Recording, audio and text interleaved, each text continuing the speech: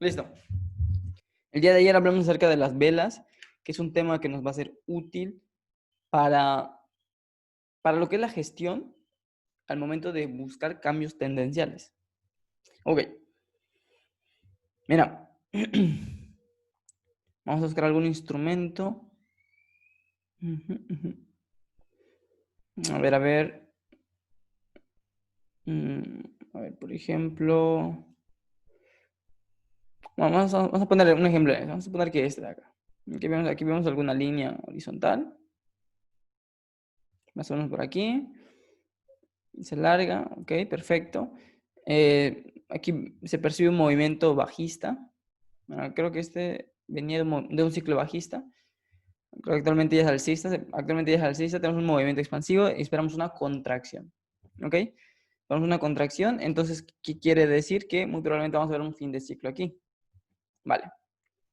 Bajamos de temporalidad y tenemos lo siguiente. Tenemos que venía de un ciclo alcista, en este caso en H4, y como te digo, esta parte de la gestión es la más, digamos que compleja, porque hay dos puntos muy importantes que hay que tomar en cuenta. Entonces, el primer punto es hablar acerca del primer pico. Primer pico. ¿Ok? El primer pico, en este caso, es este de aquí. ¿Listo? Mira, hay muchas personas que sí lo operan, hay muchas personas que no lo operan, y la mayoría lo opera por simplemente el hecho de generar beneficio. Pero el problema es que muchos no entienden cuál es el riesgo de operar lo que es un primer pico. Ya te voy a explicar acerca de eso. Entonces, mira, la pregunta es si operar o no operar un primer pico, pues eso ya depende mucho del usuario. Solamente si uno lo opera tiene que considerar ciertas cosas, y también si no lo operas, pues tienes que simplemente esperar a la doble confirmación, que es el segundo pico. Vale. Entonces, vamos a hablar acerca de este primer pico. Mira, primero entendiendo la naturaleza de este, equivale a delimitar un fin de expansión. O sea que técnicamente la gestión es prácticamente la misma, porque técnicamente es lo mismo. O sea, lo mismo. Estamos delimitando un movimiento prácticamente lineal, bueno, expansivo, donde esperamos un pequeño movimiento inverso. O sea, la única diferencia que hay entre fin de expansión y primer pico es que el primer pico tiende a ser más cortoplacista. Entonces, lo que son los beneficios, o lo que es el beneficio, pues obviamente conviene más reducirlo. Entonces ahí podrías buscar uno a uno sin ningún problema, y más del uno a uno ya es un poco menos probable que lo dé. A veces sí lo va a dar todo eso, pero en media es mejor buscar lo que es un uno a uno. O sea, es casi un beneficio seguro en alcance, por lo menos en el primer pico. ¿Ok? Entonces, es así como se gestiona este. Para no ser largo este primer pico, pues es evidente que se utilizan las mismas métricas que se utilizan en el anterior, que hay que tomar en cuenta que este es un nivel, la mayoría de las veces va a ser de una temporalidad mayor, sino es que todas las veces va a ser de una TF mayor. Entonces hay que considerar eso. También se pueden sumar, como digo, probabilidades, como por ejemplo aquí, ¿qué detectamos? Detectamos una Twister Top con dos velas pequeñas, por lo cual el stop loss tiene que ser referente un poco más alto. Entonces vemos algo así. Entonces, ¿qué es lo que hacemos? Medimos. Ok, el stop loss tiene que estar por arriba de lo que es la parte esta de acá. Mira, es más, lo podemos poner como por acá, sí. Habría más o menos más o menos 45 pips. Más o menos de riesgo. Entonces, 45 pips, pues fácilmente sí lo podría llegar a dar. Que es el 1 a 1 prácticamente. Ya regresé los niveles. Que es prácticamente el 1 a 1. Entonces, si ahí está acá el beneficio, el primer el stop, vamos a poner aquí. Se beneficia más o menos calculando un poco la distancia. A ver, con el cuadrito. Digamos que se entra al cierre, ¿no? Porque tampoco es tan grande la vela, es pequeña. Más o menos, aquí sería más o menos el 1 a 1. Y es evidente que es el movimiento es potencial que pueda continuar, pero por la naturaleza de que se puede retroceder en cualquier momento, incluso bajar un poquito más y retrocederse, bla, bla, pues es mejor tomar lo que es el beneficio, el 1 a 1. Y aquí igual sería un poco aconsejable, o sería más aconsejable, eh, poner en break-even más rápido que antes de llegar al 1 a 1. Porque en esos lugares tiende a enrangarse más el precio, tienden a haber más trampas, por lo cual, no sé, digamos que si había un stop loss de 45, ¿no? Cuando el precio llega a 30, pues ya puedes empezar a considerar mover a break-even para evitar lo que son las trampas, bueno, evitar prácticamente ese tipo de problemas. Pero si el precio te retestea y te da la opción de volver a reentrar, pues le entras. Y la verdad es que no pasa nada, porque eso ya forma parte de un seguimiento. Pero en sí, si lo queremos preestablecer, el primer pico es contratendencial, se utilizan las reglas de fin de expansión, pero con las variantes de que el stop loss lo puedes mover a break-even más rápido y que en términos de beneficio, lo óptimo sería buscar al menos el 1 a 1 o ligeramente por arriba del 1 a 1, o sea, 1 a 1, el 1.5 a 1 podría ser lo más óptimo. Eso es en cuanto a ese primer pico. Pero como te digo, hay que entender cuál es el riesgo de este, porque es meramente contratendencial, muy contratendencial. Y pues es más probable que las trampas ocurran, así que la gestión es la misma del fin de expansión. Vale, en este. Ya luego que tengamos eso, que se empiece a formar el primer pico, hay que asegurarnos de que realmente, porque aquí puede ocurrir lo siguiente. A ver, mira. Puede ocurrir lo siguiente, puede que el precio baje un poquito, luego suba otro poquito. Yo voy a borrar eso para que no estorbe. Porque aquí pasa algo interesante. ¿Ok? Tenemos esto a esto, así. Vamos a poner que lo tenemos así. El precio empieza a subir.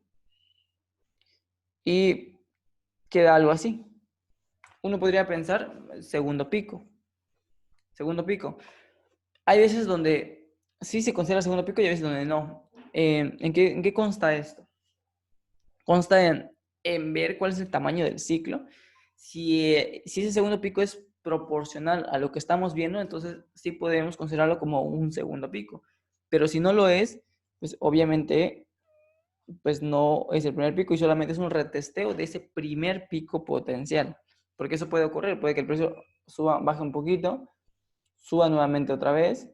Y algunos he visto que lo consideran como segundo pico, cuando realmente no, porque el precio puede bajar otra vez, ya volver a bajar un buen tanto, luego empezar a subir de nuevo. Y si uno dice ese segundo pico, ese es el segundo pico, pues ¿qué va a hacer? Va a intentar buscar una entrada en continuación. Y si tú intentas buscar eso y no te diste cuenta que era un segundo pico, pues lo más probable es que te puede sacar, incluso hacer una trampa más arriba y regresarse. ¿Sí? Entonces, por eso hay que ver que por lo menos tenga una cierta equivalencia.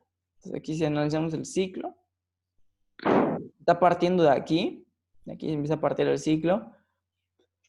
Ok, entonces tiene que tener un patrón de reversión, pues que tenga cierta equivalencia con lo que tiene el ciclo. Como por ejemplo en el euro australiano me parece que no tiene la equivalencia todavía. Aquí está, fíjate, el ciclo es bastante prolongado, bastante grande. Entonces, ¿tú crees que esto es un segundo pico? Pues la verdad es que no, porque no es proporcional, así que eso es probable que pueda bajar. De hecho, en ese sí ando dentro. Nos vamos a ver que vuelve a bajar y luego empieza a subir. Sí, sabemos que posteriormente puede volver a bajar otra vez, entonces habría que estar pendiente ante eso. Entonces, ese tranquilamente puede continuar subiendo, puede incluso romper esta parte de aquí, pero no quiere decir que ya está empezando con lo que es el nuevo ciclo. Entonces, todavía estamos ante esa opción, ante esa probabilidad de que pueda ocurrir eso que te estoy comentando. Sí, porque fíjate, el tamaño del ciclo es muy, muy prolongado, es muy prolongado, es muy prolongado el ciclo. Por lo cual, pues este aún no termina este no es el segundo pico. ¿Ok? A ver, Daniel, una pregunta. ¿Ahí nos podríamos apoyar en la velocidad? ¿en dónde? digamos, para la contracción. Se sabe que a mayor velocidad, pues es menos profunda la contracción y a, ¿sí? No, Ese pero concepto lo es podemos que hay unas como, velocidades que esos son patrón de reversión. ok. Es que el patrón de reversión no podemos adivinar si va a ser doble techo, si va a ser falla, si va a ser trampa. No lo sabemos, por eso optamos por lo que es meterle lo que es la vela de confirmación. Por eso digo que acá sí es útil esa parte. Porque como hay tres opciones, cuando hay segundo pico hay tres opciones, pues técnicamente todos tienen la misma probabilidad de que se genere. Prácticamente, o sea, cualquiera se puede generar. Entonces, como no hay un dato externo dentro del precio que me diga es más probable que se genere pues tenemos que recurrir a otros medios que nos pueda sumar dicha probabilidad, a decirnos, oye, es más probable que se genere este. Entonces, entendiendo este concepto, esperamos que venga esto, digamos que alguien mete el primer pico, perfecto. Luego viene lo siguiente. Entonces, este ya es más equivalente a lo que teníamos del ciclo. Entonces, este ya se considera lo que es el segundo pico. Bueno, y aquí es donde entra, bueno, fíjate cómo utilizo esto. Aquí el Fibonacci lo utilizo o lo puedo utilizar como una herramienta, no de acción, sino de una herramienta de referencia. De referencia. Y lo utilizo solamente por temas de proporcionalidad. Solamente por eso lo utilizo, para que busque proporcionalidad. ¿A qué me refiero? Mira, más o menos lo tiro, porque está así y llego aquí, ¿ok? Entonces, cómo busca la proporcionalidad? Bueno, yo tiro un nivel en el punto medio, y tengo este, y mido la distancia que hay entre este y este, y solamente lo replico. Ok, entonces mira, ahí está. Ahí está. Entonces tenemos lo siguiente. Como te digo, eso no sabemos si va a ser una falla, si va a ser un doble techo, si va a ser una trampa. No tenemos ni idea, porque está abierto ante la posibilidad de hacer cualquiera. Puede ser una trampa tranquilamente, doble techo o una falla. Vale, entonces como te dije, no hay algo externo, bueno, interno más bien, dentro del precio que me diga, oye, va a ser esto, o esto, o esto. Aquí no hay mucho que ver con la velocidad, con el tamaño. Técnicamente puede ser cualquiera, así de simple puede ser cualquiera. Y la manera de sumarle probabilidad es solamente si hay algo externo que la pueda aumentar. En este caso, ¿qué utilizamos para aumentar la probabilidad? Lo que es la vela de confirmación, que es lo que vimos el día de ayer. Entonces, ¿dónde esperaríamos la vela de confirmación? Esperaríamos aquí o muy cercano aquí o muy cercano aquí, o aquí o muy cercano aquí. Ahí prácticamente eso es justamente lo que esperaríamos. Eso sí daría validez, porque si todos tienen la misma probabilidad de que se genere que se genere que se genere de 3.33, 3.33, 3.33, todos tienen esa misma probabilidad. Lo que va a hacer una vela de confirmación es que al formarse, no sé, por ejemplo, aquí, pues va a decir, ese tiene una probabilidad de un 50% a que se genere o a que empiece el segundo pico en ese punto. Entonces ya tiene una probabilidad mayor a las que están aquí. ¿Sí? Entonces, como ya está ahí la probabilidad mayor, pues obviamente uno ya ejecuta lo que es una acción. Así de simple. Así de simple, y por eso funciona lo que son las velas de confirmación. Mira, esa es una opción. Vamos a ponerlo el primer pico es, vamos a ponerlo acá, vamos a escribirlo. El primer pico es gestión de fin de expansión, variante SLABE más pronto, y lo que es el beneficio 1 a 1. Listo. Ahí está. Son las únicas variantes que tiene, pero la gestión es prácticamente la misma. Bueno, el segundo pico. El segundo pico es donde tiene más vertientes, más variables. Aquí tiene dos tiros. Bueno, aquí utilizo más bien dos tipos de gestión. Segundo pico. dos tipos de gestión. La 1 es la escalonada. La 2 es vela de confirmación. Ya, este solamente tiene dos. O escalas o simplemente utilizas una vela de confirmación. Vale. Mira, como aquí no se trata de adivinar, sino qué es lo que tiene más probabilidad, eso es lo que nos interesa, es la regla general. El escalonado funciona así. Funciona así. Lo único que tú tienes que hacer es tomar una operación aquí. Funciona como la gestión del Fibonacci. Prácticamente así funciona, como la gestión del Fibo. El Fibo ya sabes cómo es la gestión cuando tiene 3 niveles. O sea, cuando tiene 3, te dije que inicialmente uno puede colocar orden aquí, orden aquí, orden aquí. También te dije que uno puede tener una orden con un poco menos de lotaje e ir subiendo gradualmente. Esa es una opción que tiene el Fibonacci de cómo se gestiona. Entonces, prácticamente, como en el Fibo tenemos la opción de que hay otras herramientas que nos pueden ayudar a delimitar eso, aquí, pues, como conocemos la naturaleza del precio, que es probable de que pueda ser, como digo, una trampa, todos los otros patrones de segundo pico, pues no hay algo en sí, un factor que me diga que va a ser cualquiera. Entonces tenemos que estar abiertos ante las posibilidades de los tres. Entonces aquí hay que usar una gestión, aquí sí toma más sentido utilizar una gestión, así como dice el Fibonacci. Una orden aquí, orden aquí, orden aquí. Esa es la escalonada.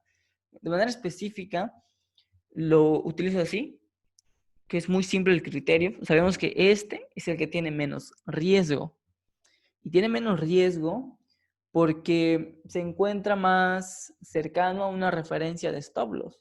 ¿Sí? Entonces, por ejemplo, si vamos a ver ¿no? Vamos a suponer que vamos a agregar una referencia de stop loss a partir de ese primer pico. Más o menos estamos en H4, más o menos un margen máximo de 55. Sería bien. Entonces, vamos a poner que está acá. Aquí. Okay. Mira, voy a trazar aquí la línea. Ahí está. Ahí está el margen máximo de stop loss. ¿Listo? Vale, entonces, ya teniendo en cuenta esto, entonces mira, es muy fácil medir el riesgo. O sea, el riesgo que hay de aquí y aquí es relativamente bajo. Es muy bajo el riesgo. Si lo medimos más o menos, voy a medirlo desde en medio. Aunque se cuenta casi igual al nivel. Más o menos hay unos, vamos a dar 35 pips. Vamos a darle 35 pips. Del punto medio, aquí, tenemos unos 60 pips. Y de aquí obviamente tenemos a lo mejor unos 70 pips por ahí. Hay 95 pips. Hay 95 pips. ¿Ok? Entonces, es evidente que ese tiene menos riesgo. Este un poquito menos. Y ese tiene más riesgo. Entonces, ¿cómo funciona esto de escalonar? Yo lo aplico que la primera tiene menos riesgo en lotaje. O sea, no podemos reducir el riesgo en cuanto a stop loss. Así que tenemos que sobrecompensarlo disminuyendo el lotaje para que se pueda reducir el riesgo. Entonces, si utilizas un lotaje fijo, lo único que tienes que hacer es reducir lo que es ese lotaje. Lo vas a reducir, tú vas a hacer el cálculo ahí. Vale, entonces aquí prácticamente también tienes que... Aquí en esos dos puedes usar a veces el mismo. Y este obviamente le metes un poco más. O en este puedes usar los mismos, y meterle menos. Porque este igual pues tampoco es tan elevado lo que es el riesgo. Pero el principio es muy sencillo. Eso quiere decir que ese tiene que tener menos lotaje y ese tiene que tener pues un lotaje quizá un poquito mayor o quizá el lotaje normal podría tener. ¿Ok? Vale. Entonces, mira, hay que entender algo también de aquí. Es que la escalonada, como ves, también puede tener su factor de riesgo. Su factor de riesgo es que pues, puedes perder prácticamente 3 operaciones de una vez. Así de simple. Pero también tiene su beneficio es que si ganas, pues tienes la opción de sacar pues, beneficio bastante interesante. Bastante interesante. ¿Ok? Porque fíjate, la frecuencia en que se van a cumplir los tres es relativamente baja. Es relativamente baja. Algo que quiero que entiendas, que esto funciona porque las veces que se van a cumplir los tres escenarios, o sea, que entre la 1, la 2 y la 3, es muy rara la vez que va a ocurrir eso. Por lo general va a ocurrir la primera, máximo en la segunda. eh, Entre ahí va a estar oscilando. ¿Sí? Cada uno tiene la misma probabilidad, así que por ahí van a estar oscilando. Vale, entonces, mira, aplicar esto simplemente lo que va a hacer es garantizar de que por lo menos puedas generar un beneficio. Eso es lo que va a garantizar esto, que vas a generar por lo menos beneficio. Yo te aconsejaría que la primera tenga menos lotaje y que la de medio, a partir de la de medio, ya tenga lo que es un lotaje pues, estándar, un lotaje promedio, bueno, o un lotaje que utilizarías normalmente. ¿Ok? Y a ver, bueno, ¿cómo se va a gestionar esto? Pues digamos que tomó la primera y la segunda, que no alcanzó a llegar a la tercera. Y el precio empieza a bajar. Vamos a poner que llegó el primero, llegó en este, y después llegó en este acá, y el precio empezó a bajar. Tocó y el precio empezó a bajar. Vale, ¿y ahora cómo se va a ir gestionando? Cuando ya tienes las dos operaciones corriendo, ambos están en beneficio, eh, el stop loss en break-even tienes que ponerlos tomando en referencia la última operación, este de aquí. Entonces, en este vas a colocar lo que es bueno, ya sabes, ¿no? La regla general del 1 a 1, todo eso. Cuando llega el 1 a 1 lo vas a colocar en break-even. Pero no solamente este también lo vas a tener que colocar en break-even cuando esté este de aquí en el 1 a 1. Es decir, que cuando la última entrada llega al 1 a 1, todos los demás, en teoría, ya deberían estar igual en break-even. O sea, tú metes ese en break-even o ya tienes la opción de meterla en break-even, tienes que meter todos a break-even. Porque también antes me ha pasado de que meto una operación, o sea, meto digamos que entran tres, ¿ok? Y la última de aquí, digamos que, no sé, no la pongo en break-even y la mantengo. Ya después pasan horas o algún día, ¿no? Un día, y se va regresando el precio. Entonces nuevamente me está generando drawdown otra vez, empieza a generar drawdown de nuevo. ¿Sí? Entonces para evitar ese tipo de cosas y simplemente podríamos buscar reentrada, que también está dentro de lo válido, por eso ponemos lo que es el stop loss en break-even, para que por lo menos no genere otra vez una pérdida, simplemente salga y ya está. Y si tenemos la opción de reentrar, pues reentramos y ya no pasa nada. Entonces es peor que se regrese, que te esté dando beneficio y luego que se regrese y luego que te esté manteniendo en drawdown nuevamente. Eso sí es peligroso, por eso se hace de este modo. Entonces mira, esas son las consideraciones que hay que tener en lo que es esto, bueno, en este tipo de gestión escalonada. Y mira, tiene una recomendación muy específica, este de aquí, en cuentas que son medibles, que son, ya digamos que cuentas de inversión, pues se puede aplicar sin ningún problema, porque es más sencillo de medirlo. Y también donde aconsejaría en una cuenta que es muy pequeña, ahí sí valdría igual la pena asumir el riesgo de las tres operaciones, hacer una cuenta muy pequeña, porque te puede generar un beneficio bastante interesante. Y casualmente en el australiano neozelandés, pues ocurrió eso, o sea, se cumplió prácticamente llegó a los tres. Ahí está. Teníamos teníamos esos tres, este de aquí y este de aquí. Y como ves, llegó a los tres. Yo en este aún mantengo igual una venta en este de aquí. Y como ves, está llegando a lo que es el cuello. Está empezando a llegar a lo que es el cuello. Vale, entonces aquí sí cumplió los tres, pero como te digo, en muy pocas ocasiones realmente van a cumplir lo que son esos tres. No siempre, a veces va a ocurrir el de medio, el de abajo, algunas otras veces el de arriba. Por eso esta opción funciona. ¿Cuál es la otra opción? La otra opción es por vela de confirmación y aquí pues es relativamente muy sencillo. Es muy sencillo porque en sí es solamente estar abiertos ante la posibilidad de alguna vela de confirmación. Que técnicamente una vela de confirmación, cualquier vela de confirmación que sea dentro de ese rango de precio, prácticamente es válida. O sea, cualquier vela de confirmación que digamos, o aquí una vela de confirmación, encaja dentro de lo válido. Dentro de lo válido. Entonces, digamos que se ve. A ver. Aquí no es vela, no es vela. Digamos que ves esta envolvente. Envolvente, listo. Envolvió a esta. Perfecto. Esa es una vela de confirmación que está dentro del rango permitido, o sea, de cualquier patrón de reversión. En este caso ya llegó a trampa. Entonces, es probable que igual continúe bajando. Esa es una opción. Es vela de confirmación en cualquier parte. En cualquier parte a partir de aquí hacia arriba. En cualquier parte que tú detectes eso, simplemente le vas a ejecutar y tomar acción y listo. Y listo. A ver, bueno, en sí esos serían los dos estilos de gestión que tiene.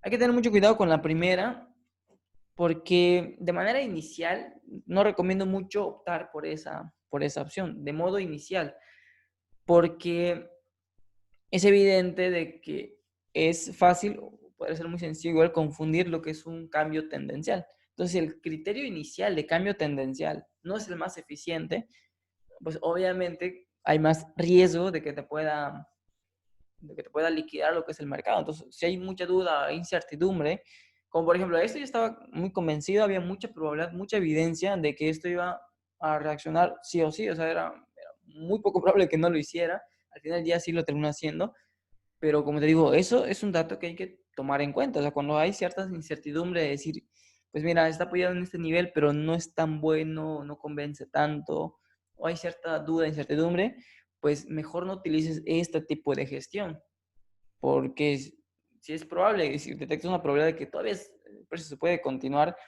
no sé, subiendo o bajando según sea el ciclo, entonces esto no sería la mejor opción. Esto lo puedes utilizar cuando ya prácticamente es casi inminente o tengas mucha evidencia recabada que te corrobore lo que es el dicho movimiento. Pero si no lo hay, es mejor utilizar por una vela de confirmación, que no es complicado. No es complicado, solamente hay que estar pendientes, hay que estar viendo y tampoco hay que estar tan pegadas porque son velas, por ejemplo, velas de 4 horas, lo revisas cada 4 horas. Si en velas de H1, pues lo revisas cada hora, siempre y cuando esté dentro del rango de precio, porque de nada sirve revisarlo cuando está aquí. Entonces ya cuando el precio empieza a llegar dentro del rango donde lo estamos esperando, ahí sí valdría la pena darle un seguimiento más estricto. Más estricto. ¿Ok? Entonces, prácticamente así funciona esto. Así funciona. No sé si tienes alguna pregunta o duda acerca de este tipo de gestión. Sí, Daniel, digamos, en este caso, si tengo una cuenta pequeña, digamos $100, ¿cierto? Entonces, Sí. digamos, en la primera, en todo el manejo es tóxico, no, digamos, en el segundo y en el tercero pueden ser stop fijos, ¿no? Pero en el primero sería un stop psicológico o asumo, ¿cómo manejo ahí eso? Aquí lo El puedes colocar primer nivel, directamente físico, lo digamos. puedes colocar físicos. Lo puedes colocar físicos porque Mm, ya tienes la referencia. De hecho, creo que eso es mejor utilizar los físicos. Utilizar los físicos porque como ya tienes la referencia, no hay tanto problema porque sabes que tienes ese margen de dragón que puedes soportar. Y es bastante grande. En base a este puede ser bastante grande. Entonces, sí vale la pena colocar un stop loss físico. O sea, aquí no hay ningún inconveniente. Aquí no hay problema de eso. oh, Y a ver, ¿qué ok. más?